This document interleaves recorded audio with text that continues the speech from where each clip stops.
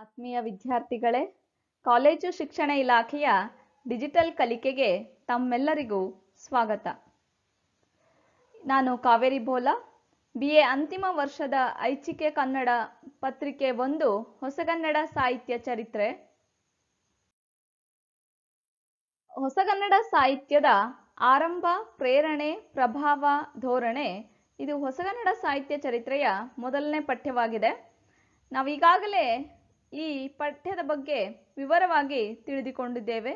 ಇಂದಿನ ಈ ಆನ್ಲೈನ್ ತರಗತಿಯಲ್ಲಿ ಹೊಸಗನ್ನಡ ಸಾಹಿತ್ಯ ಘಟ್ಟಗಳ ಸ್ಥೂಲ ಪರಿಚಯವನ್ನು ಮಾಡಿಕೊಳ್ಳೋಣ. ಹೊಸಗನ್ನಡ ಸಾಹಿತ್ಯವನ್ನು ಅಧ್ಯಯನದ ಅನುಕೂಲಕ್ಕಾಗಿ ನಾವು 5 ಘಟ್ಟಗಳಲ್ಲಿ ವಿಭಾಗಿಸಿಕೊಂಡಿದ್ದೇವೆ.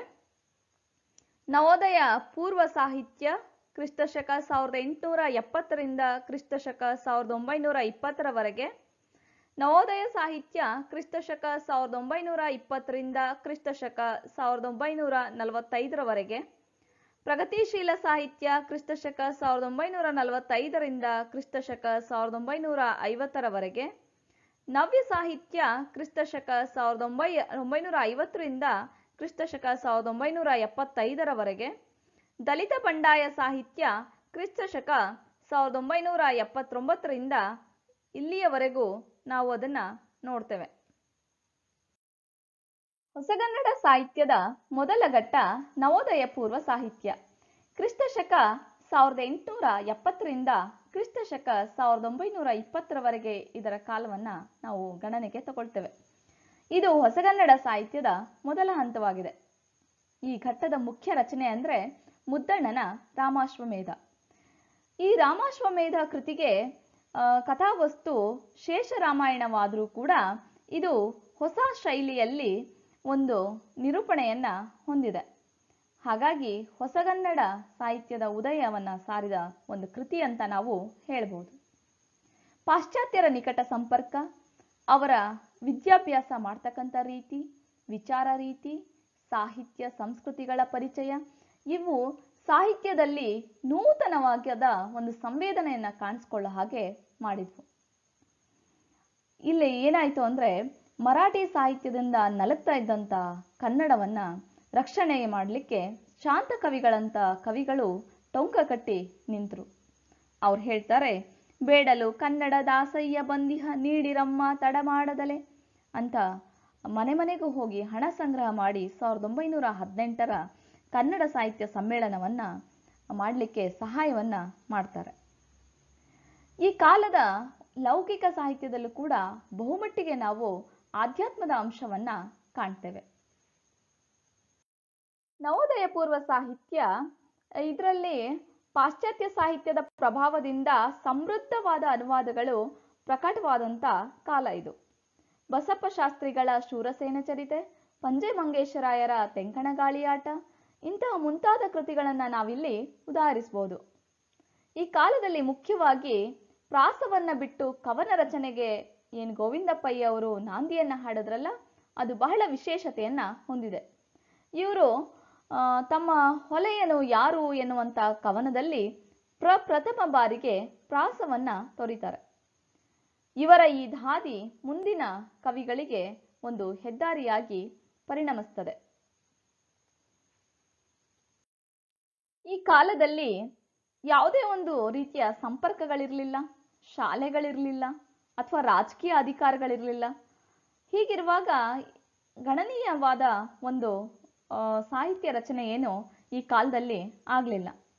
ಆದರೂ ಕೂಡ ಸಾಹಿತ್ಯ ರಚನೆ ಆದಷ್ಟೇ ಸಾಹಿತ್ಯವನ್ನು ಓದುಗ ವರ್ಗಕ್ಕೆ ತಲುಪಿಸುವಲ್ಲಿ ಬಹಳ ಒಂದು ಕೊಡುಗೆಯನ್ನು ನೀಡಿದಂಥ ಪತ್ರಿಕೆಗಳಂದರೆ ಕನ್ನಡ ಗ್ರಂಥಮಾಲೆ 1893, ವಾಗ್ಭೂಷಣ 1896, ಸುಹಾಸಿನಿ 1900, ಸುಬೋಧಿನಿ 1905 ಮೊದಲಾದ ಪತ್ರಿಕೆಗಳು ಕಥೆ, ಕಾದಂಬರಿ ಮುಂತಾದ ಸಾಹಿತ್ಯವನ್ನು ಪ್ರಕಟಿಸಿ ಕನ್ನಡ ಸಾಹಿತ್ಯವನ್ನು ಬೆಳೆಸಿದ್ವು. ಹಟ್ಟಿಯಂಗಡಿ ನಾರಾಯಣ ರಾವ್ರವರು ಕನ್ನಡ ಕವಿತೆಯ ಭವಿತವ್ಯ ಅನ್ನುವಂಥ ಒಂದು ಪ್ರಬಂಧದಲ್ಲಿ ಹೊಸ ಬಗೆಯ ಸಾಹಿತ್ಯದ ಉದಯದ ಬಗ್ಗೆ ಭವಿಷ್ಯವನ್ನು ಸೂಚಿಸಿದ್ರು. ಸಾಹಿತ್ಯ ಒಂದು ಬದಲಾವಣೆಯನ್ನು ಬಯಸ್ತಾ ಇದ್ದಂಥ ಕಾಲ. ಜನರ ಮನೋಧೋರಣೆ ಬದಲಾಗ್ತಾ ಇದ್ದಂಥ ಕಾಲ. ಅಂತಹ ಕಾಲದಲ್ಲಿ ಇವರ ಒಂದು ಪ್ರಬಂಧ ಹೊಸ ಸಾಹಿತ್ಯ ಉದಯದ ಬಗ್ಗೆ ಒಂದು ಸೂಚನೆಯನ್ನ ನೀಡಿತು. ಈ ಕಾಲಘಟ್ಟದ ಪ್ರಮುಖ ಲೇಖಕರು ಅಂದರೆ ಮೊದಲನೇದಾಗಿ ಮುದ್ದಣ. ಇವರು ಶ್ರೀ ರಾಮ ಪಟ್ಟಾಭಿಷೇಕ, ಅದ್ಭುತ ರಾಮಾಯಣ, ರಾಮಾಶ್ವಮೇಧದಂಥ ಕೃತಿಗಳನ್ನ ರಚಿಸಿದ್ದಾರೆ. ಅಷ್ಟೇ ಅಲ್ಲ, ಪದ್ಯಕ್ಕಿನ ಗದ್ಯದಲ್ಲಿ ರಚನೆಯನ್ನ ಇವರು ಮಾಡಿದ್ದಾರೆ. ಇನ್ನು ಈ ಚಿತ್ರದಲ್ಲಿ ಕಾಣ್ತಕ್ಕಂಥ ಇವರು ಬಸವಪ್ಪ ಶಾಸ್ತ್ರಿಗಳು. ಅಥೋಲೋ ನಾಟಕವನ್ನ ಕನ್ನಡಕ್ಕೆ ಶೂರಸೇನ ಚರಿತ್ರೆ ಅಂತ ಭಾಷಾಂತರಿಸ್ತಾರೆ, ಅನುವಾದ ಮಾಡ್ತಾರೆ. ಇವರಿಗೆ ಇಂಗ್ಲಿಷ್ ಓದೋದಕ್ಕೆ ಬರದೇ ಇದ್ರೂ ಕೂಡ ಸುಬ್ಬರಾಯರು ಅನ್ನುವಂಥವ್ರ ಕಡೆಯಿಂದ ಆ ನಾಟಕವನ್ನ ಓದಿಸಿ ಅದನ್ನ ಅನುವಾದವನ್ನ ಮಾಡ್ತಾರೆ. ಅಷ್ಟೇ ಅಲ್ಲ, ಸಂಸ್ಕೃತದ ಹಲವಾರು ಕೃತಿಗಳನ್ನ ಇವರು ಕನ್ನಡಕ್ಕೆ ಅನುವಾದ ಮಾಡ್ತಾರೆ. ಈ ಚಿತ್ರದಲ್ಲಿ ಕಾಣ್ತಕ್ಕಂಥ ಇವರು ಬಿ ವೆಂಕಟಾಚಾರ್ಯರು, ಪತ್ರಕರ್ತರು, ಕನ್ನಡ ಬರಹಗಾರರು ಆಗಿದ್ದು, ಬಂಕೀಮರ ಬಂಗಾಳಿಯಲ್ಲಿ ಏನು ಬಂಕೀಮರು ಕಾದಂಬರಿಯನ್ನ ಬರೆದ್ರಲ್ಲ, ಆ ಕಾದಂಬರಿಗಳಲ್ಲಿ ಹೆಚ್ಚಾಗಿ ಇವರು ಅನುವಾದವನ್ನ ಮಾಡಿದ್ರು. ದುರ್ಗೇಶ ನಂದಿನಿ, ಆನಂದ ಮಠ, ವಿಷವೃಕ್ಷದಂತಹ ಮಹಾ ಕಾದಂಬರಿಗಳನ್ನ ಇವರು ಕನ್ನಡಕ್ಕೆ ಅನುವಾದ ಮಾಡ್ತಾರೆ. ಇವಷ್ಟೇ ಅಲ್ಲ, ಹಲವಾರು ಕೃತಿಗಳನ್ನ ಇವರು ರಚನೆ ಮಾಡಿದ್ದಾರೆ. ಇದರಿಂದ ಕನ್ನಡದ ಒಂದು ಓದು ವರ್ಗವನ್ನ ಸೆಳೆಯುವಲ್ಲಿ ಇವರು ಯಶಸ್ವಿಗೊಂಡಿದ್ದಾರೆ ಅಂತ ನಾವು ಹೇಳ್ಬೋದು. ಹೊಸಗನ್ನಡ ಸಾಹಿತ್ಯದ ಎರಡನೇ ಘಟ್ಟ ನವೋದಯ ಸಾಹಿತ್ಯ. ಕ್ರಿಸ್ತಶಕ 1920ರಿಂದ ಕ್ರಿಸ್ತಶಕ 1945ರವರೆಗೆ ಈ ಸಾಹಿತ್ಯವನ್ನು ನಾವು ನವೋದಯ ಸಾಹಿತ್ಯ ಅಂತ ಕರಿತೀವಿ. ಇಂಗ್ಲಿಶಿನ ರೊಮ್ಯಾಂಟಿಕ್ ಸಾಹಿತ್ಯದ ಪ್ರಭಾವದಿಂದ ರೂಪುಗೊಂಡ ಹೊಸ ಸಾಹಿತ್ಯ ಪ್ರಕಾರವನ್ನ ನಾವು ನವೋದಯ ಸಾಹಿತ್ಯ ಅಂತ ಹೇಳಿ ಕರಿತೇವೆ. ಇದನ್ನ ರಮ್ಯವಾದ ಅಂತ ಕೂಡ ಕರೀತಾರೆ. ಇದು ಮನುಷ್ಯನನ್ನ ಕೇಂದ್ರೀಕರಿಸಿಕೊಂಡಂತಹ ಒಂದು ಕಾವ್ಯ. ಆ ಮೂಲಕ ಸಾಮಾನ್ಯನಿಗೆ ಅವನ ಭಾವನೆಗಳಿಗೆ ಮಹತ್ವವನ್ನು ನೀಡೋದು ಈ ಸಾಹಿತ್ಯದ ಉದ್ದೇಶವಾಗಿದೆ. ನವೋದಯ ಸಾಹಿತ್ಯದಲ್ಲಿ ವ್ಯಕ್ತಿ ಸಮಾಜದ ಸಂಬಂಧ ಮತ್ತೆ ಸ್ವಾತಂತ್ರ್ಯ ನೀತಿಗಳಿಗೆ ಒಂದು ಪ್ರಾಮುಖ್ಯತೆಯನ್ನ ಕೊಡ್ತದೆ. 1911ರಲ್ಲಿ ಶ್ರೀರವರು ಒಂದು ಧಾರವಾಡ ವಿದ್ಯಾವರ್ಧಕ ಸಂಘದಲ್ಲಿ ಕನ್ನಡ ಮಾತು ತಲೆ ಎತ್ತುವ ಬಗೆ ಅನ್ನುವಂಥ ಒಂದು ವಿಷಯದ ಬಗ್ಗೆ ಭಾಷಣವನ್ನ ಮಾಡ್ತಾರೆ. ಆ ಭಾಷಣದಲ್ಲಿ ನವೋದಯ ಸಾಹಿತ್ಯದ ಸಮಸ್ಯೆ, ಗೊತ್ತು ಗುರಿಗಳ ಬಗ್ಗೆ ಒಂದು ಸ್ಪಷ್ಟವಾದ ನಿಲುವನ್ನ ಅವರು ಅಲ್ಲಿ ವ್ಯಕ್ತಪಡಿಸ್ತಾರೆ. BM ಶ್ರೀ ಅವರ ಒಂದು ಇಂಗ್ಲಿಷ್ ಗೀತಗಳು ಆ ಕವನ ಸಂಕಲನ ಈ ನವೋದಯ ಕಾಲಘಟ್ಟದ ಒಂದು ಪ್ರಾತಿನಿಧಿಕ ಸಂಕಲನವಾಗಿದೆ. ಅದು ಹಲವಾರು ಮಹಾ ಕವಿಗಳ, ಪಾಶ್ಚಾತ್ಯ ಕವಿಗಳ ಒಂದು ಕವಿತೆಗಳ ಅನುವಾದದ ಸಂಗ್ರಹವಾದರೂ ಕೂಡ ಅದು ಕೇವಲ ಅನುವಾದವಾಗದೆ ಭಾವಾನುವಾದವಾಗಿ ಬಹಳ ಒಂದು ಪ್ರಯೋಗದಲ್ಲಿ ಯಶಸ್ಸನ್ನ ಪಡೆದಿದೆ. ನಂತರ ಈ ಕಾಲದ ಸಾಹಿತ್ಯದಲ್ಲಿ ನಾವು ನೋಡೋದೇನಪ್ಪಾ ಅಂದ್ರೆ ಭಾವಗೀತೆಯನ್ನ ಪ್ರಧಾನ ಮಾದರಿಯನ್ನಾಗಿಸಿಕೊಂಡು ಕಾವ್ಯ ಸೃಷ್ಟಿ ನಡೆದಿದ್ದನ್ನ ನಾವಿಲ್ಲಿ ನೋಡ್ತೀವಿ. ಭಾವಗೀತೆಯ ಒಳ ಪ್ರಕಾರಗಳಾದಂಥ ಸುನೀತ, ಪ್ರಘಾತ, ಖಂಡಕಾವ್ಯ ಇತ್ಯಾದಿಗಳ ಒಂದು ಪ್ರಯೋಗಗಳು ಈ ಸಾಹಿತ್ಯದಲ್ಲಿ ಹೆಚ್ಚಾಗಿ ನಾವು ಕಾಣ್ತೇವೆ. ಅಷ್ಟೇ ಅಲ್ಲ, ನವೋದಯ ಸಾಹಿತ್ಯ ಬಾಳು ಸ್ವೀಕಾರಾರ್ಹ ಎಂದು ನಂಬುತ್ತದೆ ಹಾಗೂ ಆಧ್ಯಾತ್ಮಿಕತೆಯ ಲಕ್ಷಣವನ್ನು ಕೂಡ ಇದು ಹೊಂದಿದೆ. ನವೋದಯ ಸಾಹಿತ್ಯ ರಚನೆಯಲ್ಲಿ ಹಲವು ತಂತ್ರಗಳನ್ನ ಬಳಸಲಾಗಿದೆ. ಸಾಹಿತ್ಯ ಪ್ರಯೋಗಶೀಲವಾಗಿದೆ. ಹಲವಾರು ಸಾಹಿತ್ಯ ಪ್ರಕಾರಗಳನ್ನು ಕೂಡ ಇಲ್ಲಿ ರಚನೆಗಾಗಿ ಬಳಕೆಯನ್ನ ಮಾಡಿಕೊಂಡಿದ್ದಾರೆ. ಬರೀ ನಾಟಕ ಅನ್ನೋದಕ್ಕಿಂತ ನಾಟಕದಲ್ಲೇ ಹರ್ಷ ನಾಟಕ, ವಿಷಣ್ಣ ಹರ್ಷ ನಾಟಕ, ಗಂಭೀರ ನಾಟಕ, ರುದ್ರ ನಾಟಕ ಇತ್ಯಾದಿ ಪ್ರಕಾರಗಳಲ್ಲಿ ನಾಟಕಗಳ ರಚನೆ ಆಗ್ತದೆ. ಕಾದಂಬರಿಗಳನ್ನ ನಾವು ತಗೊಂಡ್ರೆ ಐತಿಹಾಸಿಕ ಕಾದಂಬರಿ, ಪೌರಾಣಿಕ ಕಾದಂಬರಿಗಳು, ಈ ರೀತಿ ಇತ್ಯಾದಿ ಸಾಮಾಜಿಕ ಕಾದಂಬರಿ ಮುಂತಾದ ಒಂದು ಇದನ್ನ ನಾವು ಕಾಣ್ತೇವೆ. ಎಲ್ಲ ಪ್ರಯೋಗಗಳು ಆದದ್ದನ್ನ ನಾವಲ್ಲಿ ಕಾಣ್ತೇವೆ. ನಂತರ ಇಲ್ಲಿನ ಕವಿಗಳಿಗೆ ಅಥವಾ ಲೇಖಕರಿಗೆ ಬರೆಯುವಾಗಲೇ ಒಂದು ರೀತಿಯ ವಿಮರ್ಶಾ ಪ್ರಜ್ಞೆ ಇತ್ತು. ಯಾಕಂದ್ರೆ ಅವರು ಬಳಸ್ತಾ ಇದ್ದಂಥ ವಿಭಿನ್ನ ಶೈಲಿಯ ಮತ್ತು ವಿಭಿನ್ನ ಪ್ರಕಾರಗಳ ಸಾಹಿತ್ಯಕ್ಕೆ ಅದನ್ನ ವಿಮರ್ಶೆ ಮಾಡುವಂತ ವಿಮರ್ಶಕರು ಹೆಚ್ಚಿದ್ರು. ಹಾಗಾಗಿ ಅವರು ಬರೆಯುವಾಗಲೇ ಅದ್ರ ಬಗ್ಗೆ ಆಲೋಚನೆ ಮಾಡಿ ಅವರು ಬರಿತಾ ಇದ್ರು. ಬೇಂದ್ರೆ, ಕುವೆಂಪು, ಶಿವರಾಮ್ ಕಾರಂತರು ಹೆಚ್ಚು ಕಡಿಮೆ ಸಮಕಾಲೀನರಾದರೂ ಕೂಡ ಅವರ ಶೈಲಿ ಮತ್ತು ಭಾಷಾ ಪ್ರಯೋಗದಲ್ಲಿ ನಾವು ವೈವಿಧ್ಯತೆಯನ್ನು ಕಾಣ್ತೇವೆ. ನಿಸರ್ಗ ಒಂದು ರೀತಿಯ ಒಂದು ಆರಾಧನೆಯ ಒಂದು ಈ ವಸ್ತುವಾಗಿ ನಮಗಲ್ಲಿ ಕಾಣ್ತದೆ. ಇನ್ನು ಬೇಂದ್ರೆ, ಕುವೆಂಪು, ಕೆ ಎಸ್ ನರಸಿಂಹಸ್ವಾಮಿ ಅವರು ಇತ್ಯಾದಿಯವರು ಭಾವಗೀತೆಯಲ್ಲಿ ರಚನೆಯನ್ನು ಮಾಡಿದರೆ, ನಮ್ಮ ಶಿವರಾಮ ಕಾರಂತರು ಕಾದಂಬರಿ, ನಾಟಕ ಅವರಂತೂ ಯಾವ ಪ್ರಯೋಗ, ಯಾವ ಒಂದು ಕ್ಷೇತ್ರವನ್ನು ಬಿಟ್ಟಿಲ್ಲ. ಎಲ್ಲದರಲ್ಲೂ ಕೂಡ ಅವರ ಪ್ರಯೋಗವನ್ನು ನಾವು ಕಾಣ್ತೇವೆ. ಕುವೆಂಪುರವರ ರಸವೈಸ, ದ್ರೌಪದಿಯ ಸಿರಿಮುಡಿ ಇಂಥವೆಲ್ಲದರಲ್ಲಿ ನಾವು ಅಂದರೆ ಎಲ್ಲ ಪ್ರಕಾರದ ಸಾಹಿತ್ಯ ಕೂಡ ಅಲ್ಲಿ ಬೆಳೆದುದನ್ನು ನಾವಲ್ಲಿ ಕಾಣ್ತೇವೆ. ಇವರು ನವೋದಯ ಸಾಹಿತ್ಯದ ಪ್ರಮುಖ ಲೇಖಕರು. ಮೊದಲನೇದಾಗಿ ಕುವೆಂಪುರವರು 1967ರಲ್ಲಿ ಶ್ರೀರಾಮಾಯಣ ದರ್ಶನಂ ಕೃತಿಗೆ ಇವರು ಜ್ಞಾನಪೀಠ ಪ್ರಶಸ್ತಿ ಸಿಗುತ್ತೆ. ಎರಡನೇದಾಗಿ ಇರ್ತಕ್ಕಂಥ ದ ರಾ ಬೇಂದ್ರೆಯವರು 1973ರಲ್ಲಿ ನಾಲ್ಕು ತಂತಿಗೆ ಜ್ಞಾನಪೀಠ ಪ್ರಶಸ್ತಿ ಸಿಗುತ್ತೆ ಇವರಿಗೆ. ಅದೇ ರೀತಿ ಮೂರನೇದಾಗಿ ಶಿವರಾಮ್ ಕಾರಂತರು 1977ರಲ್ಲಿ ಮೂಕಜ್ಜಿಯ ಕನಸುಗಳು ಕೃತಿಗೆ ಜ್ಞಾನಪೀಠ ಪ್ರಶಸ್ತಿಗೆ ಭಾಜನರಾಗ್ತಾರೆ. ಮಾಸ್ತಿ ವೆಂಕಟೇಶ್ ಅಯ್ಯಂಗಾರರು 1983ರಲ್ಲಿ ಕನ್ನಡ ಸಾಹಿತ್ಯದ ಸಮಗ್ರ ಕೊಡುಗೆ ಮತ್ತೆ ಚಿಕ್ಕ ವೀರ ರಾಜೇಂದ್ರ ಅಂತಕ್ಕಂಥ ಒಂದು ಕಾದಂಬರಿಗೆ ಇವರಿಗೆ ಜ್ಞಾನಪೀಠ ಪ್ರಶಸ್ತಿ ಸಿಗ್ತದೆ. ಹೀಗೆ ನವೋದಯ ಕಾಲದ 4 ಜನ ದಿಗ್ಗಜರು ಜ್ಞಾನಪೀಠ ಪುರಸ್ಕೃತರಾದನ್ನ ನಾವು ಕಾಣ್ತೇವೆ. ಇವರು ನವೋದಯದ ಪ್ರಮುಖ ಲೇಖಕರಾಗಿದ್ದಾರೆ. ಕ್ರಿಸ್ತಶಕ 1945ರಿಂದ ಕ್ರಿಸ್ತಶಕ 1950ರವರೆಗೆ ಇರ್ತಕ್ಕಂಥ ಸಾಹಿತ್ಯವನ್ನು ನಾವು ಪ್ರಗತಿಶೀಲ ಸಾಹಿತ್ಯ ಅಂತ ಹೇಳಿ ಕರಿತೀವಿ. ಕ್ರಿಸ್ತಶಕ 1945ರ ಸುಮಾರಿಗೆ ಈ ಪ್ರಗತಿಶೀಲ ಚಳವಳಿ ಆರಂಭವಾಗ್ತದೆ. ಈ ಚಳವಳಿಯ ನಾಯಕತ್ವವನ್ನ ಅ.ನ. ಕೃರವರು ವಹಿಸ್ಕೊಂಡಿದ್ರು. ಈ ಪ್ರಗತಿಶೀಲ ಅಂತಕ್ಕಂಥ ಶಬ್ದ ಏಳಿಗೆ, ಮುನ್ನಡೆ ಅಂತಕ್ಕಂಥ ಮುಂತಾದ ಅರ್ಥವನ್ನ ಅದು ಒಳಗೊಂಡಿದೆ. ಆಂಗ್ಲದ ಪ್ರೋಗ್ರೆಸಿವ್ ಸಾಹಿತ್ಯದ ಸಂವಾದಿಯಾಗಿ ಈ ಪ್ರಗತಿಶೀಲ ಸಾಹಿತ್ಯ ಹುಟ್ಟಿಕೊಂಡಿದೆ. ನಂತರ ಸಂಪ್ರದಾಯದ ನಿಯಮಗಳನ್ನ ಬಿಟ್ಟು ಬದುಕಿನ ಸಮಸ್ಯೆಗಳಿಗೆ ಉತ್ತರ ನೀಡುವುದು ಪ್ರಗತಿಶೀಲರ ಮುಖ್ಯ ಧೋರಣೆಯಾಗಿತ್ತು. ಜನತೆಯ ಮನೋವಿಕಾಸಕ್ಕೆ ಹೆಚ್ಚು ಒತ್ತು ನೀಡಬೇಕು ಎಂಬುದು ಈ ಸಾಹಿತ್ಯದ ಮುಖ್ಯ ಧ್ಯೇಯವಾಗಿತ್ತು. ಪ್ರಗತಿಶೀಲ ಚಳವಳಿ ಸಾಮಾಜಿಕ ಉದ್ದೇಶಗಳನ್ನು ಇಟ್ಕೊಂಡು ಸಾಹಿತ್ಯವನ್ನು ರಚಿಸ್ತು ಅನ್ನೋದು ಇದರ ಮುಖ್ಯ ಲಕ್ಷಣ ಮತ್ತು ಅದರ ಪರಿಮಿತಿ ಕೂಡ ಆಗಿದೆ. ಮಾರ್ಕ್ಸ್ವಾದ ಮತ್ತು ಸಮಾಜವಾದದ ಪರವಾದ ಒಂದು ಒಲವನ್ನ ಈ ಚಳವಳಿಯ ನೇತಾರರು ಹೊಂದಿದ್ರು. ಸಾಹಿತ್ಯವು ಸಾಮಾಜಿಕವಾಗಿ ಜನತೆ ಬದಲಾಗುವಂತ ಕ್ರಾಂತಿಯ ಆಯುಧ ಆಗಬೇಕು ಅನ್ನೋದು ಅ.ನ. ಕೃ ಅವರ ವಾದವಾಗಿತ್ತು. ಸಮಾಜದಲ್ಲಿರ್ತಕ್ಕಂಥ ಕೊಳೆಯನ್ನ ತೊಡೆದು ಹಾಕಬೇಕು, ಮತ್ತೆ ಸಮಾಜದಲ್ಲಿ ನಡೀತಕ್ಕಂಥ ಅನ್ಯಾಯಗಳನ್ನ, ಆಮೇಲೆ ಮುಖವಾಡದ ಒಂದು ಬದುಕನ್ನ ಕಿತ್ತೆಸಿಬೇಕು. ಕಿತ್ತೆಸುವಂತಹ ಒಂದು ಸಾಹಿತ್ಯದ ಒಂದು ರಚನೆ ಆಯಿತು.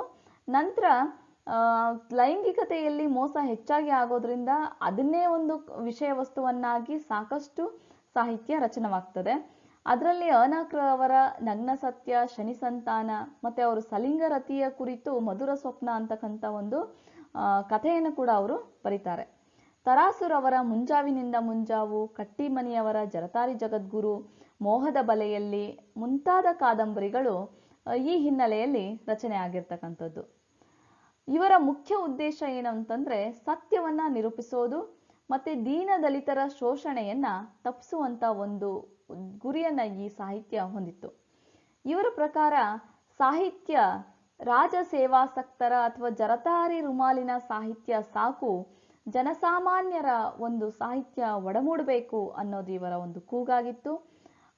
ಈ ಹೊಸಗನ್ನಡವನ್ನ ಅಧ್ಯಯನ ಮಾಡೋದ್ರಲ್ಲಿ ಇದು ಜನಸಾಮಾನ್ಯನ ಏನು ಅಧ್ಯಯನ ಮಾಡ್ತೈತಲ್ಲ, ಆದ್ರಿಂದ ಈ ಧ್ವನಿ, ಈ ಕೂಗು ಸಾಹಿತ್ಯ ಅಧ್ಯಯನಕ್ಕೆ ಬಹಳ ಮುಖ್ಯವಾಗಿ ಬೇಕು ಅಂತ ನಾವು ತಿಳ್ಕೊಬೇಕಾಗುತ್ತೆ. ಪ್ರಗತಿಶೀಲ ಸಾಹಿತ್ಯದ ಪ್ರಮುಖ ಲೇಖಕರು ಈ ಕೆಳಗಿನಂತಿದ್ದಾರೆ ನೋಡಿ. ಮೊದಲನೇದಾಗಿ ಅ.ನ. ಕೃಷ್ಣರಾಯರು.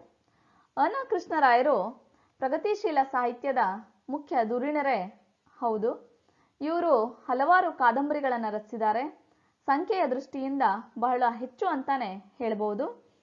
ನಗ್ನ ಸತ್ಯ, ಭೂಮಿತಾಯಿ, ಶನಿ ಸಂತಾನ ಮುಂತಾದ ಅನೇಕ ಕಾದಂಬರಿಗಳನ್ನು ಇವರು ರಚಿಸಿದ್ದಾರೆ. ಬಸವರಾಜ ಕಟ್ಟಿಮನಿಯವರು ಒಬ್ಬ ಪ್ರಮುಖ ಪ್ರಗತಿಶೀಲ ಲೇಖಕರು. ಇವರು ಜ್ವಾಲಾಮುಖಿಯ ಮೇಲೆ ಮತ್ತೆ ಮಾಡಿ ಮಡಿದವರು ಅಂತಹ ಕಾದಂಬರಿಗಳನ್ನು ರಚಿಸಿದ್ದಾರೆ. ಇನ್ನೂ ಹೆಚ್ಚಿನ ರಚನೆಗಳು ಇವರಿಂದ ಆಗಿವೆ. ಇಲ್ಲಿ ಕೆಳಗಡೆ ಕಾಣ್ತಾ ಇರುವಂತವರು ನಿರಂಜನ್ ಅವರು. ನಿರಂಜನ್ ಅವರ ನಿಜನಾಮಧೇಯ ಕಳಕುಂದ ಶಿವರಾಯ ಅಂತ ಇವರ ಹೆಸರು. ಗಾಂಧೀಜಿ, ಕಾರ್ಲ್ ಮಾರ್ಕ್ಸ್ ಮತ್ತು ಲೆನಿನರ ವಿಚಾರದಿಂದ ಪ್ರಭಾವಿತರಾಗಿ ಇವರು ಪ್ರಗತಿಶೀಲ ಸಾಹಿತ್ಯವನ್ನು ಸೇರ್ತಾರೆ. ಇವರ ಚಿರಸ್ಮರಣೆ, ವಿಮೋಚನೆಯಂತಹ ಕಾದಂಬರಿಗಳು ಈಗಲೂ ಜನಮನದಲ್ಲಿ ಹಸಿರಾಗಿ ಉಳಿದಿವೆ. ಇವರು ತರಾಸು ಅವರು ತಳುಕಿನ ರಾಮಚಂದ್ರಯ್ಯ ಸುಬ್ಬರಾವ್ ಇವರ ಪೂರ್ಣ ಹೆಸರು. ರಕ್ತತರ್ಪಣ, ಚಕ್ರತೀರ್ಥ ಮುಂತಾದ ಕಾದಂಬರಿಗಳನ್ನು ರಚಿಸಿದ್ದಾರೆ. ಇವರ ಹಲವಾರು ಕಾದಂಬರಿಗಳು ಚಲನಚಿತ್ರಗಳಾಗಿ ಮಾರ್ಪಟ್ಟಿವೆ. ಇವರು ಹೆಚ್ಚಾಗಿ ಚಿತ್ರದುರ್ಗದ ಇತಿಹಾಸದ ಮೇಲೆ ಬೆಳಕು ಚೆಲ್ಲುವಂತ ಕಾದಂಬರಿಗಳನ್ನು ರಚನೆ ಮಾಡಿದ್ದಾರೆ ಅಂತ ನಾವು ಹೇಳಬಹುದು. ಹೊಸಗನ್ನಡ ಸಾಹಿತ್ಯದ ಮತ್ತೊಂದು ಘಟ್ಟ ನವ್ಯ ಸಾಹಿತ್ಯ. ಕ್ರಿಸ್ತಶಕ 1950ರಿಂದ ಕ್ರಿಸ್ತಶಕ 1975ರವರೆಗೆ ಇದರ ಕಾಲಘಟ್ಟವನ್ನು ನಾವು ನೋಡ್ತೀವಿ. ನವ್ಯ ಅಂದ್ರೆ ಹೊಸ್ತು, ನವ್ಯ ಕಾವ್ಯ ಅಂದ್ರೆ ಹೊಸ ಕಾವ್ಯ. ಇಂಗ್ಲಿಷ್ನ ಮಾಡರ್ನ್ ಪೊಯೆಟ್ರಿಗೆ ಸಂವಾದಿಯಾಗಿ ನವ್ಯ ಅಂತಕ್ಕಂಥ ನವ್ಯ ಸಾಹಿತ್ಯ ಅನ್ನುವಂಥ ಪದವನ್ನ ನಾವು ಬಳಕೆ ಮಾಡ್ಕೊಂಡಿದ್ದೇವೆ. ಕನ್ನಡದಲ್ಲಿ ಪ್ರಥಮ ಬಾರಿಗೆ ನವ್ಯವನ್ನ ಬಳಸಿದವರು ವಿನಾಯಕ ಕೃಷ್ಣ ಗೋಕಾಕ್ರು. 1950ರಲ್ಲಿ ಸಾಹಿತ್ಯ ಹಾಗೂ ನವ್ಯತೆ ಅಂತಕ್ಕಂಥ ವಿಚಾರದ ಕುರಿತು ಒಂದು ಉಪನ್ಯಾಸವನ್ನ ನೀಡ್ತಾರೆ. ಆದರೆ ಸಮಗ್ರ ನವ್ಯ ಕಾವ್ಯದ ಕಲ್ಪನೆ ನಮಗೆ ಸಿಗೋದು ಗೋಪಾಲ ಕೃಷ್ಣ ಅಡಿಗರ ಸಾಹಿತ್ಯದಲ್ಲಿ. ಅಡಿಗರನ್ನ ನವ್ಯ ಕಾವ್ಯದ ಪ್ರವರ್ತಕರು ಅಂತ ಕೂಡ ಕರೀತಾರೆ. ನಮ್ಮ ಪಾಶ್ಚಾತ್ಯ ನವ್ಯ ಸಾಹಿತ್ಯ ಏನಿದೆಯಲ್ಲ, ಅದರಲ್ಲಿ ಕಾವ್ಯವನ್ನ ಕಾವ್ಯವಾಗಿಯೇ ನೋಡ್ಬೇಕು, ಅದನ್ನ ಹಾಗಂದೇ ಪರಿಗಣಿಸ್ಬೇಕು ಅನ್ನೋದು ಅವರ ಸಿದ್ಧಾಂತವಾಗಿದೆ. ಸಾಹಿತ್ಯವನ್ನ ಈ ಕಾಲದ ಸಾಹಿತ್ಯವನ್ನು ನಾವು ವಿಜ್ಞಾನ ಯುಗದ ಸಾಹಿತ್ಯ ಅಥವಾ ತಂತ್ರಜ್ಞಾನ ಯುಗದ ಸಾಹಿತ್ಯ ಅಂತ ಕೂಡ ಕರಿತೀವಿ. ಮನುಷ್ಯ ನಾಗರಿಕ ಆದ ಹಾಗೆ ನಗರ ಜೀವನದಲ್ಲಿ ತನ್ನತನವನ್ನ ಕಳೆದುಕೊಂಡು ಒಂದು ಯಾಂತ್ರಿಕ ಜೀವನವನ್ನ ನಡೆಸ್ತಾ ಇರೋದನ್ನ, ಆ ದುರಂತವನ್ನ ಇಲ್ಲಿ ಈ ಸಾಹಿತ್ಯದವರು ಕಥಾವಸ್ತುವನ್ನಾಗಿ ಮಾಡ್ಕೊಂಡಿರೋದನ್ನ ನಾವು ಗಮನಿಸ್ತೇವೆ. ನವ್ಯದ ದೃಷ್ಟಿ ಒಂದು ರೀತಿಯ ವಿಡಂಬನಾತ್ಮಕವಾಗಿ ಇದೆ ಅನ್ನೋದನ್ನ ನಾವು ನೋಡ್ಬೇಕು. ನವ್ಯದ ದೃಷ್ಟಿ ವಿಡಂಬನಾತ್ಮಕವಾದ್ದು, ವ್ಯಂಗ್ಯವಾದ್ದು ಆಗಿದೆ. ಈ ಸಾಹಿತ್ಯ ಪಾಶ್ಚಾತ್ಯದ ಆಧುನಿಕ ಸಾಹಿತ್ಯದಿಂದ ಸಾಹಿತ್ಯ ಚಿಂತನೆಗಳಾದಂತಹ ಅಸ್ತಿತ್ವವಾದ, ಅಸಂಗತವಾದಗಳನ್ನ ರೂಢಿಸ್ಕೊಂಡಿತ್ತು. ಅದೇ ರೀತಿ ಅನಾಥ ಪ್ರಜ್ಞೆ, ಪರಕೀಯತೆ, ಸಿನಿಕತನ ಈ ತರದ ಮುಂತಾದ ಒಂದು ಆಧುನಿಕ ಬದುಕಿನ ಒತ್ತಡಗಳಿಂದ ಈ ಸಾಹಿತ್ಯ ಪ್ರಭಾವಿತವಾಗಿತ್ತು ಅಂತ ಹೇಳ್ಬೋದು. ನವ್ಯ ಕಾವ್ಯ ವ್ಯಕ್ತಿ ಕೇಂದ್ರಿತವಾದದ್ದು. ಅದರ ಮೂಲಕ ಸಾಚಾ ಅನಾವರಣದ ಅಭಿವ್ಯಕ್ತಿಗೆ ಇದು ಮಹತ್ವವನ್ನ ಕೊಡ್ತು. ಗೋಪಾಲಕೃಷ್ಣ ಅಡಿಗರು, ವಿಕ್ರು ಗೋಕಾಕರು, ಪಿ ಲಂಕೇಶರು, ವೀಣಾ ಶಾಂತೇಶ್ವರ್ ಅವರು ಮುಂತಾದವರು ಈ ಕಾಲದ ಪ್ರಮುಖ ಲೇಖಕರಾಗಿದ್ದಾರೆ. ವರ್ಧಮಾನ, ಸಂಸ್ಕಾರ, ಮುಕ್ತಿ, ಚಂಡಮದ್ದಳೆ ಇವೆಲ್ಲ ಈ ಕಾಲದ ಪ್ರಮುಖ ಕಾದಂಬರಿಗಳು. ತಬ್ಬಲಿಗಳು, ಅನಿವಾರ್ಯ ಈ ಥರದ ಒಂದು ಕಥನ ಸಾಹಿತ್ಯ ಕೂಡ ಈ ಕಾಲದಲ್ಲಿ ಬೆಳೆದು ಬಂತು ಅಂತ ಹೇಳ್ಬೋದು. ನವ್ಯ ಸಾಹಿತ್ಯದ ಪ್ರಮುಖ ಲೇಖಕರು ಈ ಕೆಳಗಿನಂತೆ ಇದ್ದಾರೆ. ಮೊದಲನೇದಾಗಿ ಗೋಪಾಲಕೃಷ್ಣ ಅಡಿಗರು. ನಾವು ಈಗಾಗಲೇ ತಿಳ್ಕೊಂಡ ಹಾಗೆ ನವ್ಯ ಕಾವ್ಯದ ಪ್ರವರ್ತಕರು ಈ ಅಡಿಗರು. ಇವರು ರಾಮ್ ಮನೋಹರ್ ಲೋಹಿಯಾ, ಶಾಂತವೇರಿ ಗೋಪಾಲ ಗೌಡರು ಇವರಿಂದ ಪ್ರಭಾವಿತರಾಗಿದ್ರು. ಕಟ್ಟುವೆವು ನಾವು, ಚಂಡಮದ್ದಳೆ, ನಡೆದು ಬಂದ ದಾರಿ ಇವರ ಪ್ರಮುಖ ಕವನಗಳಾಗಿವೆ. ನಂತರ ಡಾಕ್ಟರ್ ವಿಕ್ರು ಗೋಕಾಕ್ ಇವರು ಕನ್ನಡಕ್ಕೆ 5ನೇ ಜ್ಞಾನಪೀಠ ಪ್ರಶಸ್ತಿಯನ್ನ ತಂದುಕೊಟ್ಟಂಥವರು. ಇವರ ಭಾರತ ಸಿಂಧು ರಶ್ಮಿಗೆ ಜ್ಞಾನಪೀಠ ಪ್ರಶಸ್ತಿ ಲಭಿಸಿದೆ. ಇವರನ್ನ ವಿನಾಯಕ ಅಂತಕ್ಕಂಥ ಕಾವ್ಯನಾಮದಿಂದ ನಾವು ಕರಿತೀವಿ. ಸಮರಸವೇ ಜೀವನ, ಇಜ್ಜೋಡು ಅಷ್ಟೇ ಅಲ್ಲ, ದ್ಯಾವ ಪೃಥ್ವಿಗೆ ಕೇಂದ್ರ ಸಾಹಿತ್ಯ ಅಕಾಡೆಮಿ ಪ್ರಶಸ್ತಿಯನ್ನು ಕೂಡ ಇವರು ಪಡೆದುಕೊಂಡಿದ್ದಾರೆ. ಇವ್ರ ನಂತರ ಇಲ್ಲಿ ಪಿ ಲಂಕೇಶ್ ಅವರು ಇವರನ್ನ ಪಾಳ್ಯದ ಲಂಕೇಶ್ ಅಂತ ಕೂಡ ಕರೀತಾರೆ. ಮುಸ್ಸಂಜೆ ಕಥಾ ಪ್ರಸಂಗ, ಕಲ್ಲು ಕರಗುವ ಸಮಯ, ಕೆರೆಯ ನೀರನ್ನು ಕೆರೆಗೆ ಚೆಲ್ಲಿ ಮುಂತಾದ ಸಾಹಿತ್ಯವನ್ನ ಇವರು ರಚಿಸಿದ್ದಾರೆ. ಡಾಕ್ಟರ್ ವೀಣಾ ಶಾಂತೇಶ್ವರ್ ಅವರು ಧಾರವಾಡದಲ್ಲಿ ಜನಿಸ್ತಾರೆ. ಮುಳ್ಳುಗಳು, ಕವಲು, ಗಂಡಸು, ಅತಿಥಿ ಅಂತಕ್ಕಂಥ ಕಥೆಗಳನ್ನು ಬರೆದು ಇವರು ಸಾಕಷ್ಟು ಪ್ರಶಸ್ತಿಗಳನ್ನು ಕೂಡ ಇವರು ಪಡೆದುಕೊಂಡಿದ್ದಾರೆ. ಹೊಸಗನ್ನಡ ಸಾಹಿತ್ಯದ ಮತ್ತೊಂದು ಸಾಹಿತ್ಯ ಘಟ್ಟ ದಲಿತ ಬಂಡಾಯ ಸಾಹಿತ್ಯ. ಜನಸಮುದಾಯದ ಹಿತದ ಶೋಷಣೆಯ ವಿರುದ್ಧದ ಧ್ವನಿಯಾಗಿ ನವ್ಯದ ನಂತರ ಕ್ರಿಸ್ತಶಕ 1970ರ ಹೊತ್ತಿಗೆ ಈ ದಲಿತ ಬಂಡಾಯ ಸಾಹಿತ್ಯ ಪ್ರಾರಂಭವಾಗ್ತದೆ. ಬಂಡಾಯ ಅನ್ನೋದು ಶೋಷಣೆಯ ವಿರುದ್ಧದ ಧ್ವನಿ. ವಸ್ತುಸ್ಥಿತಿಯನ್ನ ಪ್ರಶ್ನೆ ಮಾಡೋದು ಮತ್ತೆ ಪರಿಸ್ಥಿತಿಯನ್ನ ಬದಲಾಯಿಸುವಂತ ಉದ್ದೇಶದಿಂದ ಪ್ರತಿಭಟಿಸುವ ಒಂದು ಪ್ರವೃತ್ತಿ ಏನಿದೆಯಲ್ಲ, ಅದು ಬಂಡಾಯ. ಬಂಡಾಯ ಅಂದ್ರೆ ನೊಂದವರ ಧ್ವನಿ. ಈ ದಲಿತ ಅನ್ನುವಂಥ ಪದಕ್ಕೆ ನಿಘಂಟು ಆಧಾರಿತವಾಗಿ ನಾವು ನೋಡೋದಾಯ್ತು ಅಂದ್ರೆ ಹಿಂದುಳಿದವನು, ದಮನಕ್ಕೆ ಒಳಗಾದವನು, ಸಾಮಾಜಿಕವಾಗಿ ಕೆಳಮಟ್ಟದಲ್ಲಿ ಇರುವವನು ಅಂತ ಅರ್ಥ ಬರ್ತದೆ. ಆದ್ರೆ ಭಾರತದ ಸಂದರ್ಭದಲ್ಲಿ ಇದನ್ನು ಜಾತಿಯ ಕಾರಣದಿಂದಲೇ ಅಸ್ಪೃಶ್ಯರು, ಪಂಚಮರು ಎಂದು ಕರೆಸಿಕೊಂಡಂತ ಅತಿ ಹೆಚ್ಚು ದಮನಕ್ಕೆ, ಶೋಷಣೆಗೆ ಒಳಗಾದವರನ್ನ ದಲಿತರು ಅಂತ ಕರೀತಾರೆ. ಈ ದಲಿತ ಮತ್ತು ಬಂಡಾಯ ಸಾಹಿತ್ಯದ ಮೇಲೆ ಬಹಳಷ್ಟು ಪ್ರಭಾವಗಳನ್ನ ಕಾಣ್ತೇವೆ.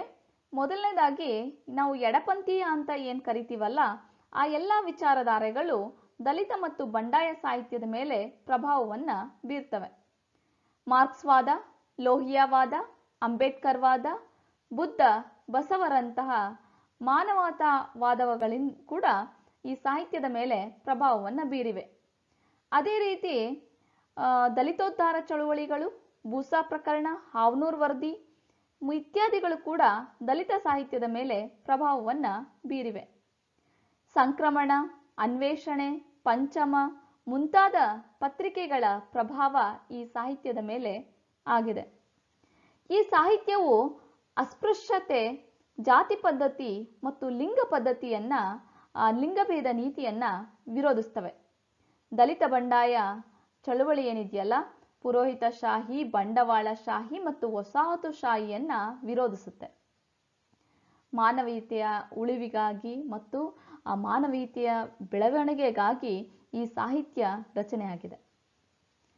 ಸಾಮಾಜಿಕ ರಾಜಕೀಯ ಸಂಗತಿಗಳನ್ನು ನಿಯಂತ್ರಿಸುವ ಈ ಜಾತಿ, ಧರ್ಮ, ವರ್ಗ ಇವುಗಳನ್ನ ಅರ್ಥ ಮಾಡಿಕೊಳ್ಳೋದು ಮತ್ತೆ ಇದನ್ನ ಓದುಗರಿಗೆ ಅರ್ಥ ಮಾಡಿಸುವಂತ ಕೆಲಸ ಈ ದಲಿತ ಬಂಡಾಯ ಸಾಹಿತ್ಯ ಮಾಡ್ತದೆ. ಈ ಸಾಹಿತ್ಯದಲ್ಲಿ ದೇವನೂರ ಮಹಾದೇವ್ ಅವರ ಒಡಲಾಳ, ಕುಸುಮಬಾಲೆ ಈ ರೀತಿಯ ಒಂದು ಕಾದಂಬರಿ, ಸಿದ್ಧಲಿಂಗಯ್ಯನವರ ಸಾವಿರಾರು ನದಿಗಳು, ಪಂಚಮ, ನೆಲಸಮ ಅನ್ನುವಂತಹ ಕಾದಂಬರಿಗಳಾಗ್ಲಿ, ಅರವಿಂದ ಮಾಲಗತ್ತಿಯವರು ಅವರ ಮೂಕನಿಗೆ ಬಾಯಿ ಬಂದಾಗ, ಮೋಹನ ಜವರಯ್ಯನವರ ಕೇಳು ಜಗಮಾದಿಗ ಹೊಲೆಯ ಮುಂತಾದವು ದಲಿತ ಸಾಹಿತ್ಯದ ಪ್ರಮುಖ ಕೃತಿಗಳು ಅಂತ ನಾವು ಹೇಳ್ಬೋದು. ದಲಿತ ಸಂವೇದನೆ, ಸ್ತ್ರೀ ಸಂವೇದನೆ, ಮುಸ್ಲಿಂ ಸಂವೇದನೆಯನ್ನು ಒಳಗೊಂಡಂತಹ ಬಂಡಾಯ ಸಾಹಿತ್ಯವನ್ನ ಚಂದ್ರಶೇಖರ್ ಪಾಟೀಲರು, ಬರಗೂರು ರಾಮಚಂದ್ರಪ್ಪ, ಲಲಿತಾ ನಾಯಕ್, ಮಲ್ಲಿಕಾ ಗಂಟಿ ಮುಂತಾದವರು ಆ ಸಾಹಿತ್ಯದಲ್ಲಿ ಪ್ರಮುಖವಾಗಿ ಕಾರ್ಯವನ್ನ ನಿರ್ವಹಿಸಿದ್ದಾರೆ. ಬಂಡಾಯ ಸಾಹಿತ್ಯದ ಪ್ರಮುಖ ಲೇಖಕರು ಈ ಕೆಳಗಿನಂತೆ ಇದ್ದಾರೆ. ಮೊದಲನೇದಾಗಿ ಚಂದ್ರಶೇಖರ್ ಪಾಟೀಲ್ ಅವರು. ಇವರು ಸಂಕ್ರಮಣ ಪತ್ರಿಕೆಯ ಸಂಪಾದಕರು.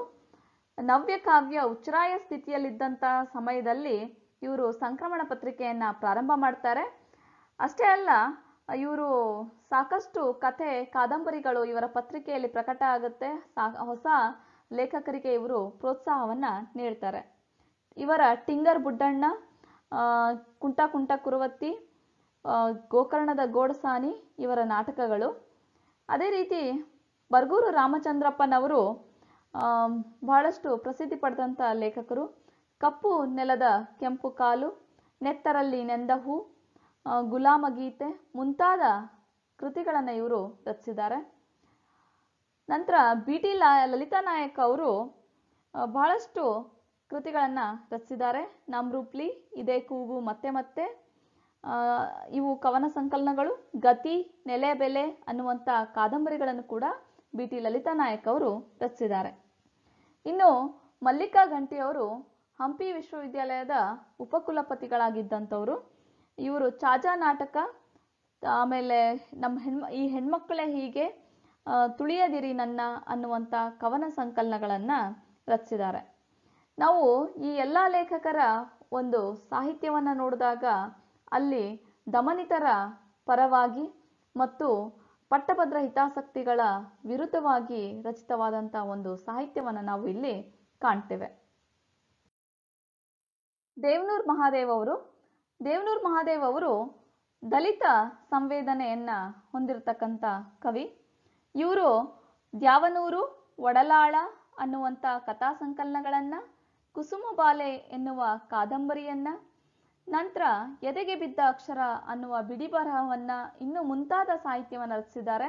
ಇವರ ಕುಸುಮಬಾಲೆ ಕೃತಿಗೆ ಕೇಂದ್ರ ಸಾಹಿತ್ಯ ಅಕಾಡೆಮಿ ಪ್ರಶಸ್ತಿ ಲಭಿಸಿದೆ. ಇನ್ನು ಡಾಕ್ಟರ್ ಸಿದ್ಧಲಿಂಗಯ್ಯನವರನ್ನ ದಲಿತ ಕವಿ ಅಂತಾನೆ ಕರೀತಾರೆ. ಇವರ ಹೊಲೆ ಮಾದಿಗರ ಹಾಡು, ನಂತರ ಅಲ್ಲೇ ಕುಂತವ್ರೆ, ಮೆರವಣಿಗೆ, ಸಾವಿರಾರು ನದಿಗಳು ಇತ್ಯಾದಿ ಕೃತಿಗಳು ಬಹಳಷ್ಟು ಪ್ರಸಿದ್ಧಿಯನ್ನ ಪಡೆದಿವೆ. ಇವರು ಮೂಲತಃ ಹೋರಾಟಗಾರರೇ ಆಗಿದ್ದಾರೆ. ಗೀತಾ ನಾಗಭೂಷಣ್ ಅವರು ಮೊಘಲಾಯಿ ಪರಿಸರದ ಕವಯಿತ್ರಿ ಎಂದೇ ಪ್ರಖ್ಯಾತಿಯನ್ನ ಪಡೆದಿದ್ದಾರೆ.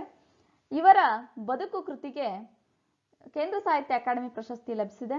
ಅದೇ ರೀತಿ ಇವರ ಹಸಿ ಮಾಂಸ ಮತ್ತು ಹದ್ದುಗಳು ಒಂದು ಕಾದಂಬರಿ ಚಲನಚಿತ್ರವಾಗಿ ಮಾರ್ಪಟ್ಟಿದೆ. ವಿದ್ಯಾರ್ಥಿಗಳೇ, ನಾವು ಇಂದಿನ ತರಗತಿಯಲ್ಲಿ ಹೊಸಗನ್ನಡ ಸಾಹಿತ್ಯ ಘಟ್ಟಗಳ ಸ್ಥೂಲ ಪರಿಚಯವನ್ನ ಮಾಡಿಕೊಂಡ್ವಿ. ಇನ್ನು ಇದರ ವಿವರವಾದ ಪರಿಚಯವನ್ನ ಮುಂದಿನ ತರಗತಿಗಳಲ್ಲಿ ನೋಡಲಿದ್ದೀರಿ. ನಾನು ಇಂದಿನ ತರಗತಿಯ ಸಿದ್ಧತೆಗಾಗಿ ಹೊಸಗನ್ನಡ ಸಾಹಿತ್ಯ ಚರಿತ್ರೆ ಪ್ರೊಫೆಸರ್ ಎಲ್.ಎಸ್. ಶೇಷಗಿರಿರಾವ್ ಅವರು ಬರೆದಿರುವಂಥದ್ದು, ಸಿ ನಿಂಗಣ್ಣರವರು ಬರೆದಿರುವಂತಹ ಕನ್ನಡ ಸಾಹಿತ್ಯ ಸಂಸ್ಕೃತಿ ಕೋಶ ಮತ್ತು ರಾಜಪ್ಪ ದಳವಾಯಿಯವರ ಕನ್ನಡ ಸಾಹಿತ್ಯ ಕೋಶ, ಈ ಪುಸ್ತಕಗಳನ್ನು ಬಳಸಿಕೊಂಡಿದ್ದೇನೆ. ಧನ್ಯವಾದಗಳು.